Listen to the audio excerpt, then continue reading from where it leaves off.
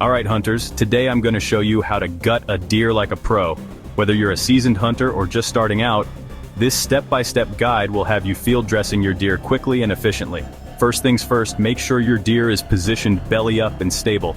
Then, with a sharp knife, make a small incision just below the sternum.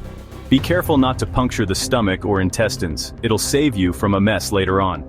Next, insert 2 fingers into the cut, lifting the skin away from the organs. Now use your knife to carefully cut down towards the pelvis. Remember, slow and steady wins the race here. Once you've reached the pelvis, stop and take a breather.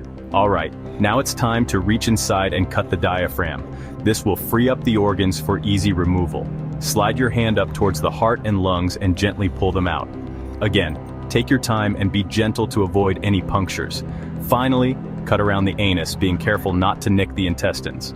Once it's free, you can pull out the last of the organs. And there you have it.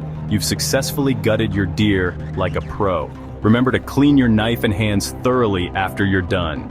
Happy hunting and stay safe out there. If you found this guide helpful, hit that like button and subscribe for more hunting tips. Catch you next time.